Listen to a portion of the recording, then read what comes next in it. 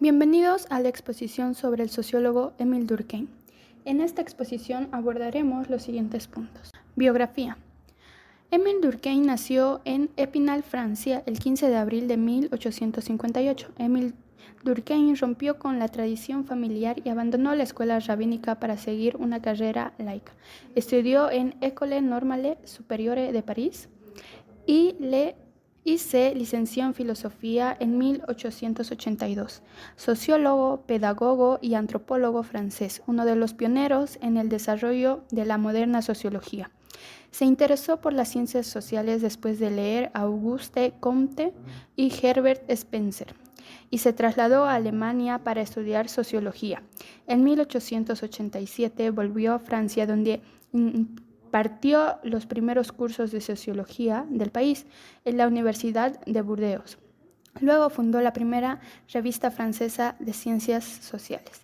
En 1902 se trasladó a la Sorbona en París, donde ocupó la cátedra de pedagogía en 1906 y permaneció el resto de su vida. Marginado por el ascenso del nacionalismo de derecha durante la Primera Guerra Mundial y abrumado por la muerte de su hijo en el frente en 1916, murió de un derrame cerebral el 15 de noviembre de 1917 en Francia, París. Obras importantes de Émile Durkheim. Entre sus obras tenemos La división del trabajo social de 1893, que es su tesis doctoral. También tenemos Las reglas del método sociológico de 1895, que desarrollan cómo abordar los hechos sociales en forma sistemática y científica. Está también el L'année sociologique, que significa el año sociológico de 1896. Es una revista en la que se dan a conocer investigaciones sobre la sociología y la antropología. También está El suicidio de 1897, que es la primera investigación sociológica basada en datos y análisis estadísticos. La educación moral de 1902, Las formas elementales de la vida religiosa de 1912, ya que es un libro en el que se analizan la sociología de la religión y su relación con las teorías del conocimiento. Es un texto fuertemente platónico. También tenemos Las lecciones de la sociología de 1912, que dictan lecciones acerca de la moral cívica, el derecho de propiedad y el derecho y la moral contractual. Durkheim también tiene obras póstumas en las cuales están La educación y sociología de 1924, que ofrece su definición de educación y ahonda en el carácter social de la misma. Establece relaciones entre la pedagogía y la sociología. Y también está La educación, su naturaleza y su función de 1928, que explica el concepto de educación a través de la función que cumple en la teoría de la reproducción social. Aportes y pensamientos. Pensamiento sociológico. Durkheim indica que la sociedad era la ciencia de las instituciones y su meta era descubrir hechos sociales estructurales. Según su visión, la sociología debía estudiar los fenómenos atribuidos a la sociedad en su totalidad.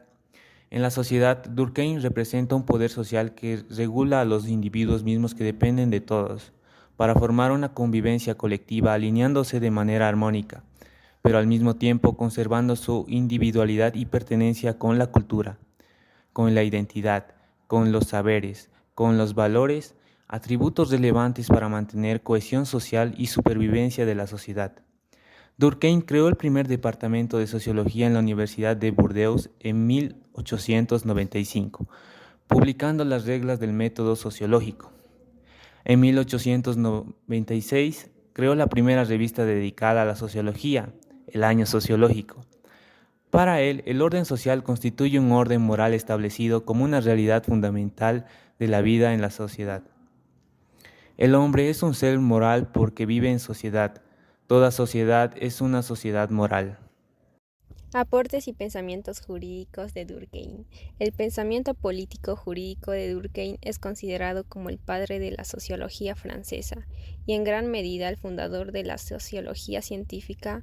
Se analiza el concepto de solidaridad orgánica, elaborado a partir de la doble distinción entre dos tipos de derecho, el derecho represivo o penal y el derecho restitutorio, que revelan dos formas o clases distintas de solidaridad: la solidaridad mecánica o por semejanza y la solidaridad orgánica.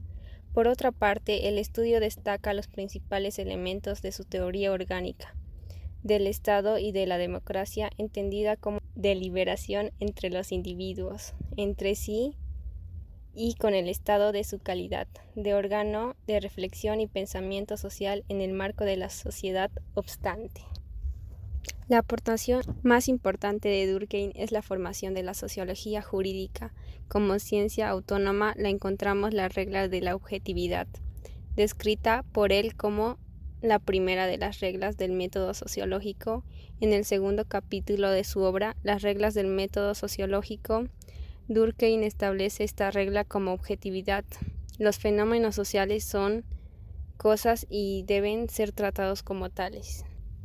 Necesitamos, pues, considerar los fenómenos sociales en sí mismos separados de los sujetos conscientes que se representan. Es preciso estudiarlos desde fuera como cosas exteriores en la solidaridad orgánica. La idea de tratar los fenómenos sociales y, en consecuencia, también el derecho, como una cosa ha sido esencial para la sociología del derecho.